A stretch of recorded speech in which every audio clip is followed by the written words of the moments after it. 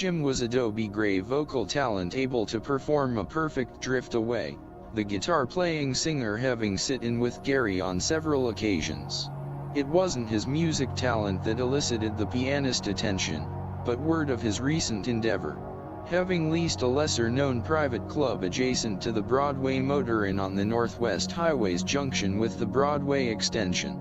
The pianist having noticed the rundown motel's location during his commute to Edmond during his Derrick Club days, especially with its extra-large billboards on the highway, exclaiming rooms for $16.95 per night, registering an apprehension for a servile clientele, better known as ladies of the night.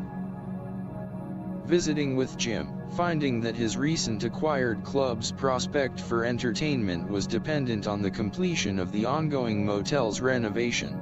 During their conversation, Gary found out the remodeling was not being done by a contractor, but the owner and a journeyman carpenter, who in turn hires transient workers from off the road, and was having trouble keeping a full-time crew. An alarm bell going off, realizing opportunity was knocking. Gary deciding to check out the motel situation, curious about the possibility of employment. The front desk directing him to a section at the rear of the complex, told that the person in charge should be there. The sound of a hammering leading to a room on the second floor of the building, Gary entering a room, a middle-aged carpenter at work. The room sporting recently installed sheetrock, unpainted, and still lacking any ceiling, floor or door molding.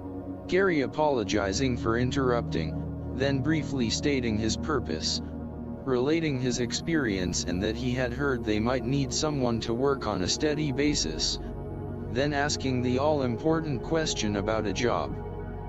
Gary could tell from the man's expression he was being scrutinized. Finally receiving a tentative approval, told to show up at 8 in the morning and they would go from there.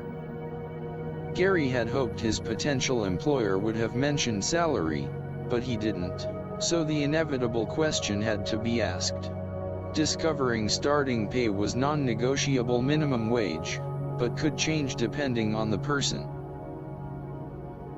Gary found his new employment acceptable, joining an ever-changing crew, engendering a repaired, freshly painted and cleansing look to the rooms. The work progressing, the crew starting on the backside of the double-tier rear structure, then arriving one morning, finding he was the only one to show up. Not sure of what to make of it, he checked with the front desk clerk who was of no help, but mentioned they were expecting the motel owner who was driving up from Texas, having heard about the owner from Jim, that he was somewhat of an anomaly, an elderly man and played the part of a true Texan, wearing a white Stetson, western boots, and driving an unbelievable white Cadillac convertible with hood-mounted bullhorns. Gary returned to the project at hand. Then later in the afternoon noticed a bullhorn Cadillac parked near the entrance, deciding to make himself known.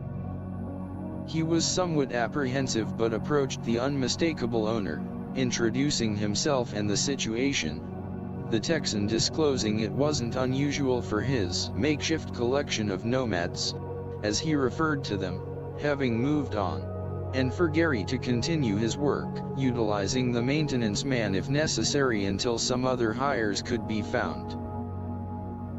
The maintenance man was a person in his early 50s of American Indian descent, aptly named Chief. Gary soon discovering he had lived and worked there for a number of years and like the furniture he was more or less a fixture and came with the motel.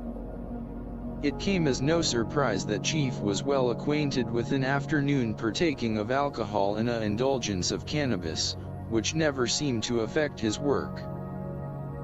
Gary found the motel unlike any others.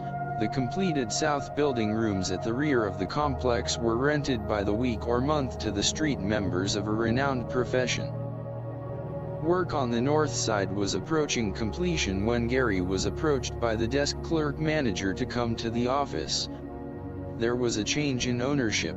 The bravado Texan had sold the motel. Walking to the office, Gary's immediate concern was about his status and paycheck. Soon being introduced to the new owners, 3 Iranian brothers, recent arrivals from their homeland. The nightly news making all aware of the demonstrations and problems confronting the Shah of Iran and the recent mass immigration of Iranian to the United States.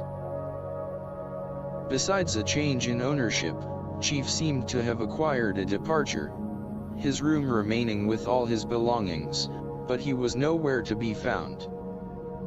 Gary beginning to have a concern, conjecturing that he might have had confrontation during one of his weekend binges, or possibly one with the law. With Chief failure to return, the newly acquired owners requesting Gary remove Chief personal effects, relegating them to a storage area, and make his room ready for rental. During the process, discovering among Chief's possession were 2 jars filled with cannabis seeds, apparently saved when cleaning his resolve before lighting up. Gary, in a gesture of levity, instead of depositing the contents in the trash, taking the proceeds of the jars outside to the banks of a water drainage ditch behind the motel, dispersing the probable flowering seeds for a possible future generation of growth. With the disappearance of Chief, Gary was approached by the new owners to fill a now vacant maintenance position. The 3 brothers presented a difficulty to work for. First, their broken English was a communication adversity. Second, each of the 3 assuming an individual commanding authority. Gary finding it onerous to even complete a task, because one brother's project determination was interrupted by another brother's project. The maintenance position arduous and frustrating, too many supervisors, a sense of embarkation beginning. Then an omen prevailed with the arrival of a person whom he had met only on one occasion. The motel's contracted pest control exterminator, the Busy Bee Exterminating Company's owner. Bill Geis was a slight, soft-spoken man in stature and meaning. Gary visiting with the pest control man about the difficulty of working with the Iranians, and that in all probability he would be leaving as soon as he could find another job. Bill listened sympathetically to his dilemma, and then the quiet-spoken man approached him with a recourse, questioning if he would be interested in enclosing a porch for an office addition to a house he had just purchased across the street from his rented office on Southwest 29th.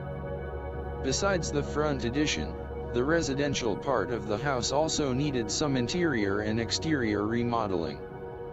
Bill saying that he wasn't interested in a formal contractual bid, but if Gary was interested, he would be hired by the hour, paid weekly by check like a regular employee until the job was completed. Gary was awestruck. From out of the blue comes Bill Geis with an offer he couldn't refuse.